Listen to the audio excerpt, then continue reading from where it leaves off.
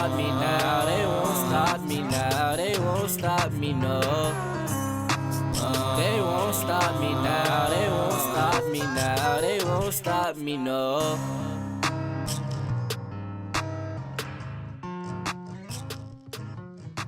Hello and welcome back to We Are Mighty. How you been doing? How was the last couple of weeks for you? It always seems like it's way more than 2 weeks between episodes to me, but I know because I have a calendar that it's only been 2, and it seems like so much happens in a 14-day period. I hope life is treating you well and being kind, and I hope that your journey has gotten a little bit easier. So our last episode, I talked about how there was a shift in the atmosphere and how I was just going to go about life in a different way, be more positive, and look at things from a different lens. And I was doing that. Shortly after that episode aired, my husband and I went out of town for our anniversary, just took a weekend and went away and went to Detroit, Michigan, went to a museum. I thought it was just an auto museum, and I did that because, my husband's a mechanic and he loves cars, so I knew he would really enjoy it. But it was more than an auto museum. There was civil rights, there was history, there was so much to take in. We were there probably 6 hours, and I don't think we got to see everything that it had to offer. But it was great to be away. It was great to have fun, to enjoy ourselves. We took the train, so that was an adventure in itself. And when we got back, the very next morning, it was like I crashed. I don't know what it was. I just woke up in a funk. I cried off and on, depression, grief, just everything at once. It was just consuming me, and I had to catch myself. And I actually said to myself, gave me a little pep talk. We said we weren't going to do this. We said we weren't going to allow grief to consume us anymore. Mind you, I didn't say we said we weren't going to have moments of grief, because that's going to happen regardless. But I had vowed not to allow it to consume me. So what I did, I took out my journal. I have that journal that says, "Dear son, I just wanted to say," and it's specially lined for me to write a letter to my son. And that's what I did. And I told him all about the weekend, the fun we had, how much we enjoyed ourselves, the things that I knew he would have enjoyed. And that really helped me, because I know had he been here, that's what I would have done. I would have been sending pictures, videos, text messages. Look at this, check this out. Can you believe this? And he would send back some crazy response. And I know I didn't get the response I would have gotten in my phone, but I could hear him speaking. I could hear him laughing. And that really helped me to lift my spirits. And I'm not going to lie, I had to do that a few times over that next week, taking a moment to take a step back, to understand, okay, something has triggered me. I'm dealing with grief right now, but we're not going to be here all day. We're not going to be here all week. How do we pull ourselves out of it? That's just my tactic. That's what I chose to do. And it helped me. But I realized when we allow our mental health to deteriorate or to fall by the wayside, it can consume everything. You don't want to get out of bed. You don't want to go anywhere. You don't want to interact with anyone.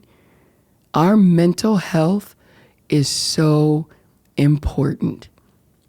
I've mentioned before how minorities, we feel like we're not supposed to go to therapists, like we have all the answers. Or some people who are overly religious feel like, well, God's got me, and as long as I can pray about it, it's going to be all right. You can have God, you can pray, and you can still take the steps to make sure your mental health is good. Just like God gives us medical doctors for other illnesses, our therapists, counselors, psychologists, psychiatrists, those are tools in human form that He has given us so that we can get our mental right. I truly believe that a lot of the things that are happening in our world right now, in our country right now, are related to people's mental health. I was a guest on a podcast this week called Mentality Unchained. Shout out to my friend, Dr. Kevin Thomas, who had me on to talk about not only gun violence and dealing with, the death of my son, but we were talking about mental health and how it affects us. You should check out his podcast as well. He really focuses on men's mental health, because a lot of men think they're so strong, and if they're dealing with their feelings and emotions, that it must mean that they're weak. And it's so important for our men to take care of their health as well, physical as well as mental. We have to take the time to figure out what it is that works for us. This podcast is therapeutic for me, because it allows me, in a somewhat selfish way, to express my feelings, to deal with my feelings, to put it out there, and not have to hear someone respond to me in a way that I may not want to hear at that time. Like I say, it's a slightly selfish way of doing it, but it's what works for me. I remember mentioning on Kevin's podcast how, although I'm dealing with such sensitive subject as losing my child, something as hurtful as grief, something as consuming as grief, something as emotionally difficult as dealing with grief and losing a child, for whatever reason, once I'm in front of these cameras, it's like I can't allow myself to cry. Not that I'm making an extra effort to say I'm not, you know what, I'm not doing it. I'm holding it back. For whatever reason, the tears, they may fall, but it's for a very short period of time. But there are days when once these cameras go off, I literally collapse. That's when all of the emotion comes rushing through. And I'm not sure why that is. He asked if I felt like I had to be strong. And I know I don't have to be.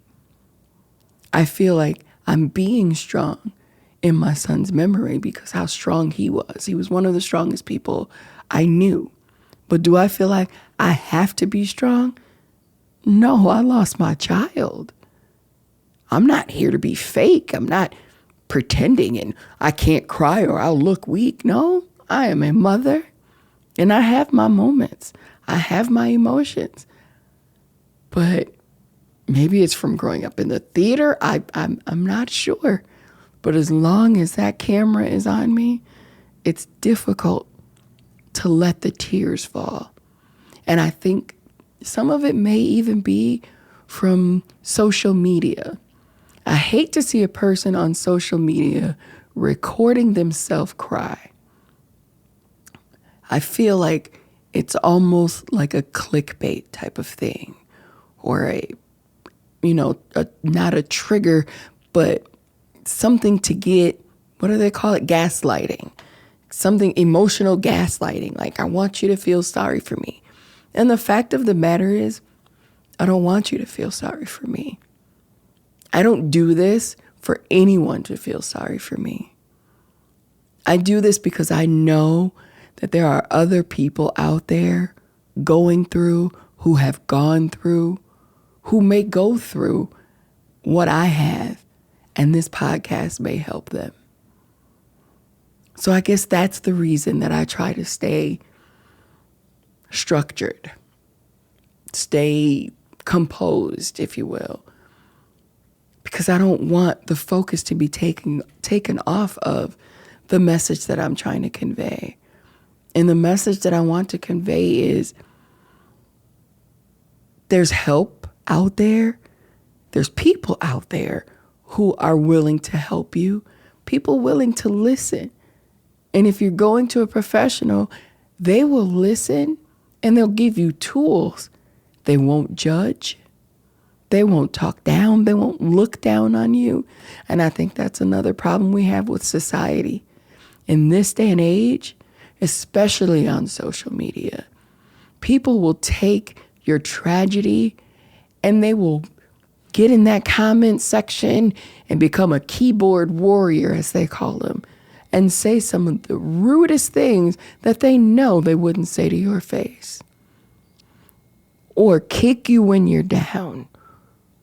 Or even make fun of you for your grief or for the way that you're dealing with your grief. It's ridiculous how our society has become as far as how people are so insensitive. People do more now for reactions and for likes and, especially on where they have on social media where it's monetized. They just want people to comment and continue to comment. And they'll say things that they don't even believe just to get someone to reply so that they can make money off of it. What have we become? What have we become? There are serious issues going on. There are people dealing with serious tragedies. And people choose to make fun of them. I'm not one of those people, and I will never be one of those people. I don't like to see hurtful pranks. It's one thing to have something funny, cutesy, but nowadays, pranks have gone entirely too far, and people are losing their lives over pranks. Is it really worth it? What is it what are we looking for when we do things like that? What are we looking for when we go so far as to hurt someone that we're supposed to care about, all to get laughs on social media, all to get a reaction, or see how many people will click a button? We have become desensitized. And a lot of the people who have become sensitive to these things are the ones who have gone through tragedies. It seems like it doesn't click until something hits you. That's insane. And you never know how your comments, how your jokes, how your reactions to things could be affecting someone else's mental. You'll say you don't care until it hurts someone that you love. We have to be careful. We have to protect our peace. Even if that means taking a break from social media every once in a while. I saw a post and I shared it that said, social media needs to crash for a year so everyone would snap back to reality. And there were people who commented and said, well, you can always take a break. Honestly, the people who would take a break from social media, they're not the people who need for it to crash. It's the people who are constantly glued to their phones, who, when social media does crash, completely lose their minds. We've lost sense of reality. We have lost sense of how things affect other people. Many people just don't care anymore. I don't know what it is that we can do to even bring it back. Now, I'm not saying social media can't be helpful, but you even have to be careful with that. Because even if you're looking for quote unquote facts, you can find a video, a TikTok, a reel that will support any and every theory you can come up with. So you have to do your due diligence. Fact check. Make sure you're seeing something that's real. And in this day and age of AI, I'm a little nervous. There's things that I've seen that I know is clearly staged or faked. That's the only way I can put it. But some people aren't seeing those things. And that's making it even worse. Take care of your mental, especially if you're grieving. You may go on social media nowadays and unwillingly or unwantingly see something that may trigger you. And I had that happen to me. The post just said, make it make sense. And so I'm watching the video like, what do they mean make it make sense? What's going on, And it ended up in this video, literally the person being recorded was arguing with the person who was recording them, and he shot him. I didn't want to see that. You don't get disclaimers anymore of, oh, watch out, there's violence here. We just have to be careful. We have to protect our peace. We have to protect our mental. Otherwise, we will go crazy. And there's enough craziness in this world right now. Please, if you can, if you need it, see a therapist, see a counselor. You'd be surprised at some of the things that are deeply rooted, even if you haven't gone through a tragedy. There will be some things that are deeply rooted that aren't connected to what we would consider a tragedy. There may be things that you've suppressed the memories of, and you don't realize that those things are what's actually consuming you on a daily basis. Our mental health is so important, and so many of us put it on the back burner. I feel good today. I can move. My knees aren't bothering me today. My back isn't bothering me today. But how's your mental? How's your mental? What thoughts are in your head? And yes, we can suppress them for a little while. But you can only do it for so long. It's like a pressure cooker. You're going to suppress it until it gets to the top, and that steam is going to blow. And what's going to happen to anyone who's in a close vicinity of you? They're going to get burned. And this is something that I had to realize. There were things that I had to deal with, not only related to my son's death, that I had to recognize, that I had to identify and figure out how to stop those things from consuming me just as much as losing my son has. Remember, grief is not only tied to death. Your grief can be tied to many different kinds of losses. I did start a new job, so that's a plus.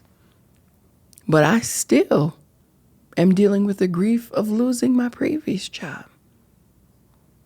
I noticed because I was triggered by something that happened related to my old job, related to my old boss, and I got mad all over again.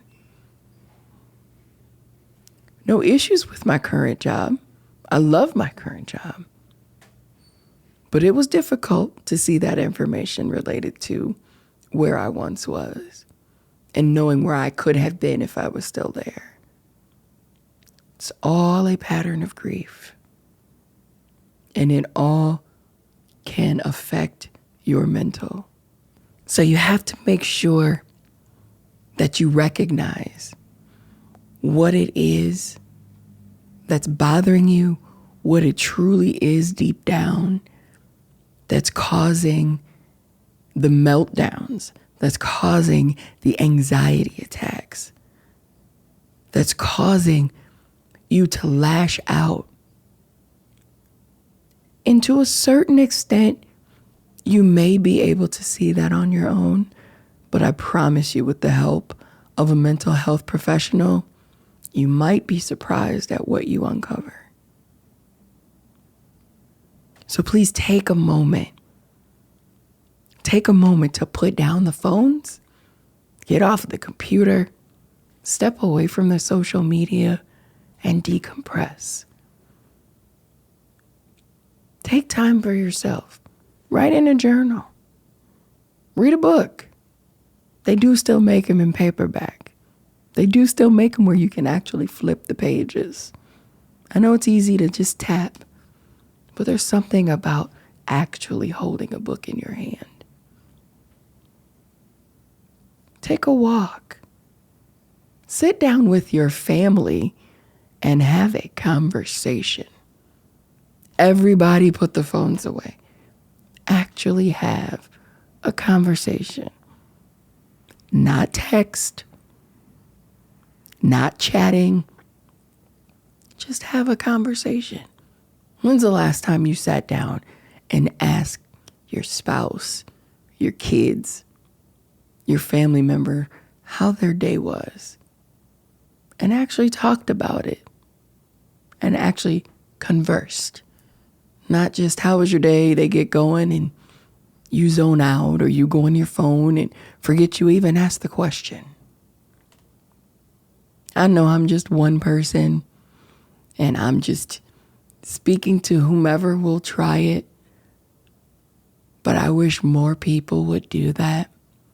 I wish more people would take the time for the in-person connection, because we've become so disconnected. Call me old-fashioned, call me old, call me whatever you want, but I still have faith in that human connection, and I think it's necessary. Just take a moment to breathe. It helps. I know we went a little bit of a different way today, but I said we were going to be going in a different direction. Still dealing with this grief journey. It all ties in. And the mental health is a huge part of it. So in all you do, be true to yourself. Be strong, physically as well as mentally. And be mighty. We're here every other week, everywhere that you listen to podcasts, and you can see us on Spotify and YouTube. Feel free to email me at wearemighty24@gmail.com. I love you, and there's nothing you can do about it. We'll see you next time. They won't stop me now, they won't stop me now, they won't stop me, no. They won't stop me now, they won't stop me now, they won't stop me, no.